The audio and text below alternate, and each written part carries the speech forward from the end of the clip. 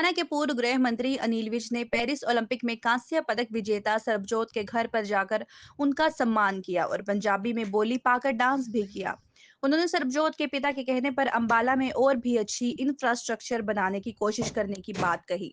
वहीं उन्होंने नेता प्रतिपक्ष राहुल गांधी के बयान पर भी तीखी प्रतिक्रिया दी, जिसमें उन्होंने कहा कि मेरे घर ईडी की रेड पड़ने की संभावना जताई थी। वहीं उन्होंने कांग्रेस के हरियाणा में 11 साल बाद संगठन बनने पर भी तंज कसा। इसके साथ ही उन्होंने कांग्रेस के नेता सुरजेवाला के बयान पर भी तीखी प्रतिक्रिया दी, जिससे उन्होंने कहा कि अगर राहुल गांधी की जाति पूछनी है तो खेतों में खेती करते उस किसान से पूछो, उस मोची से पूछो जिसके साथ बैठकर उन्होंने जूते सिए। उन्होंने कांग्रेस पर देश को बांटने का आरोप लगाया।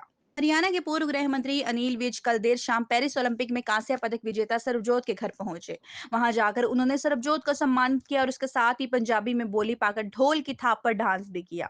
इस मौके पर उनके साथ बीजेपी का कार्यकर्ता और सरबजोत मौजूद रहे। उन्होंने मीडिया से बात करते हुए कहा कि ये फक्र की बात है कि अंबाला का बच्चा पेरिस ओलंपिक में कांस्य पदक जीत कर आया। उन्होंने कहा कि अंबाला का देश का नाम तो इससे रोशन हुआ ही है, पर ये जो उपलब्धि आई है इससे अंबाला का हर नागरिक और बच्चा बच्चा झूम रहा है। वहीं मनु भाकर ने फाइनल में शूटिंग में जगह बनाई है और आज उसका मैच है। इस पर उन्होंने मनु भाकर की जमकर तारीफ की। उन्होंने कहा कि मनु भाकर पहले भी 2 मेडल जीत चुकी है और पूरी संभावना बनी हुई है कि वो तीसरा मेडल जीतकर भारत की झोली में डालेगी। उन्होंने कहा कि सरबजोत के पिता ने कल आभार जताया था कि जो मैंने यहाँ पर शूटिंग रेंज बनवा कर दी थी, उसी की बदौलत ही सरबजीत इस मुकाम तक पहुंचा है। उन्होंने कहा कि हमारे बच्चों में इतना टैलेंट है कि सारे देश के मेडलों की भूख हरियाणा मिटाता है। वहीं उन्होंने कहा कि जब मैं खेल मंत्री था तब मैंने खिलाड़ियों के लिए बहुत काम किए। उन्होंने कहा कि मैंने हरियाणा की पहली स्पोर्ट यूनिवर्सिटी राई में बनवाई थी, क्योंकि आज तकनीक का जमाना है।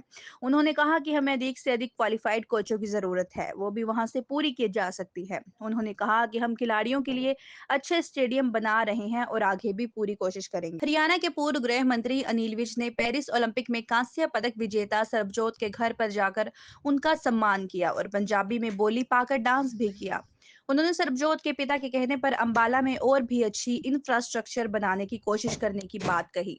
वहीं उन्होंने नेता प्रतिपक्ष राहुल गांधी के बयान पर भी तीखी प्रतिक्रिया दी, जिसमें उन्होंने कहा कि मेरे घर ईडी की रेड पड़ने की संभावना जताई थी। वहीं उन्होंने कांग्रेस के हरियाणा में 11 साल बाद संगठन बनने पर भी तंज कसा। इसके साथ ही उन्होंने कांग्रेस के नेता सुरजेवाला के बयान पर भी तीखी प्रतिक्रिया दी, जिससे उन्होंने कहा कि अगर राहुल गांधी की जाति पूछनी है तो खेतों में खेती करते उस किसान से पूछो, उस मोची से पूछो जिसके साथ बैठकर उन्होंने जूते सिए। उन्होंने कांग्रेस पर देश को बांटने का आरोप लगाया।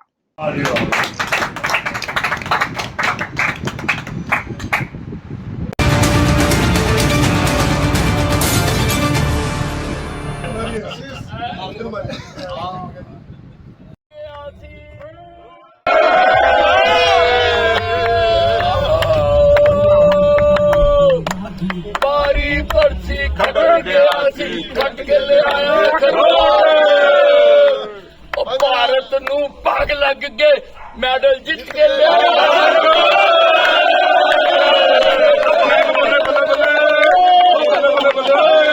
बल्ले भारत नू भाग लग गए मैडल जीत के ले आया। बहुत बढ़िया बोली राहुल गांधी जी बार बार जातिगत गणना की बात कर रहे हैं, वो इन जातियों की कर रहे हैं। वो जो सुरजेवाला जी ज्ञान बांट रहे हैं वो इन जातियों की कर रहे हैं। बताए राहुल गांधी कौन सी जातियों की बात कर रहे हैं? वो देश को क्यों बांटना चाहते हैं? पहले इन्होंने 1947 में देश को धर्म के आधार पर बांटा, तो क्या जिनका बंटवारा किया उनके साथ कांग्रेस इंसाफ कर पाई? मेरा प्रश्न है, मैं पूछना चाहता हूं कि पहले जो तुमने धर्म के आधार पर 2 टुकड़े कराए हमारे देश के, और जो लोग इस ओर रह गए, और आपने आज़ादी के पहले 55 साल अकेले इस देश की बागडोर संभाली, क्या वो आपने जो मुसलमान उधर चले गए थे, हिंदुस्तान इधर रह गए थे, उन हिंदुओं के साथ इंसाफ किया? इस प्रश्न का जवाब दें। देखिए, रात के 2 बजे भी राहुल गांधी जी को ईडी के सपने आते हैं। कुछ ना कुछ तो होगा जो ईडी के सपने आते हैं। और उन्होंने कहा कि मैं तैयार खड़ा हूं, अगर ईडी की टीम आएगी तो मैं उसको लजीज नाश्ता करवाऊंगा। ये कांग्रेस का किरदार है, क्योंकि रेड करने आई टीम को नाश्ता करवाना भी भ्रष्टाचार है, क्योंकि ये बिना भ्रष्टाचार के कोई काम नहीं करते। वो तो जो सारा दिन मन गढ़ंत कहानियाँ गढ़ते हैं और अल्पज्ञानी हैं, इधर उधर से शब्दों को पकड़ लेते हैं और अपनी सुविधा अनुसार उनको मोड़कर लोगों के सामने पेश करते हैं। देखिए, कांग्रेस ने 11 साल तक संगठन नहीं बनाया, ये आज उनके अपने नेता कह रहे हैं, तो क्या इसको पार्टी का दर्जा दिया जा सकता है? पार्टी के लिए नियमित तौर पर चुनाव करवाना आवश्यक होता है। कोई भी संस्था हो, उसके चुनाव कराना आवश्यक होता है। और जिन पार्टियों के अंदर प्रजातंत्र नहीं है, वो देश के प्रजातंत्र की रक्षा नहीं कर सकते। ये बहुत फक्र की बात है कि अम्बाला का खिलाड़ी ओलंपिक में, पेरिस ओलंपिक में शूटिंग में मेडल लेकर आया। ये अम्बाले का, हरियाणा का, देश का मान तो है ही, परंतु अम्बाला में ये जो उपलब्धि आई है, अम्बाला का हर नागरिक, बच्चा बच्चा झूम रहा है, गा रहा है, नाच रहा है। मनु बिल्कुल मनु भाकर ने बहुत अच्छा प्रदर्शन किया है। 2 मेडल वो पहले ले चुकी है और पूरी संभावना बनी हुई है कि तीसरा मेडल भी वो जीत के देश की झोली में डालेगी। देखिए, ऐसा है, यहाँ पर जो शूटिंग रेंज मैंने बनाई थी, सर्वजोत के पिताजी ने भी कल कई बार ये आभार प्रकट किया कि आपने शूटिंग रेंज बनाई तो हमारा बच्चा वहाँ तक पहुँच चुका है, क्योंकि बिना इंफ्रास्ट्रक्चर प्रोवाइड कराए बच्चे आगे नहीं बढ़ सकते। टैलेंट है हमारे प्रदेश में, और हमारे प्रदेश में इतना टैलेंट है कि सारे देश के मेडलों की भूख केवल हरियाणा से पूरी हो सकती है। बात है इंफ्रास्ट्रक्चर मुहैया कराने की। तो मैं जब खेल मंत्री था, मैंने राई स्पोर्ट्स स्कूल में एक बहुत बड़ी इंटरनेशनल फायरिंग रेंज बनवाने का काम शुरू कराया था, और वो काफ़ी देर से हो चुका हुआ है। हालांकि अब शुरू नहीं हुई, मुझे कल पता लगा, वो मैं पता करूंगा और अधिकारियों से बात भी करूंगा, मंत्री से भी बात करूंगा कि उस फायरिंग रेंज को, उसमें इंटरनेशनल मुकाबले किए जा सकते हैं। इतनी बड़ी मैंने फायरिंग रेंज बना के दी थी, और मैंने तो खिलाड़ियों के लिए बहुत काम किए।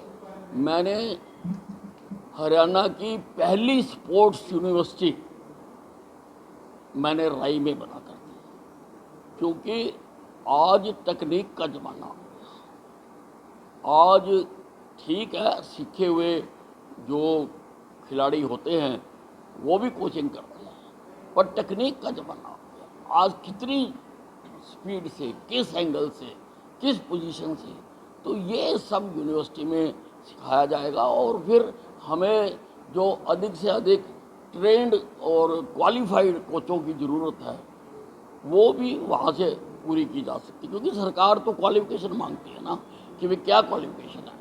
तो उसके लिए मैंने वो स्पोर्ट्स यूनिवर्सिटी भी वहाँ पर बना के दी थी। तो यहाँ पर अम्बाला छावनी में भी आपने देखा कि मैंने फीफा अप्रूव्ड अंतर्राष्ट्रीय स्तर का फुटबॉल स्टेडियम बना के दिया है, ऑल वेदर स्विमिंग पूल बना के दिया है मैंने, और अंतर्राष्ट्रीय स्तर का जो जिम्नास्टिक हॉल है उसको मैंने बनवा के दिया। बना हुआ तो पहले का था, लेकिन मैंने उसको सब उसकी चीज़ें ठीक की हैं और उसका सामान लाकर दिया है। नेशनल लेवल का बैडमिंटन हॉल बना के दिया है। तो कर रहे हैं और भी करेंगे। और मुझे पूरी सर्बजोत से उम्मीद है कि अगले ओलंपिक में वो गोल्ड लेकर आएगा।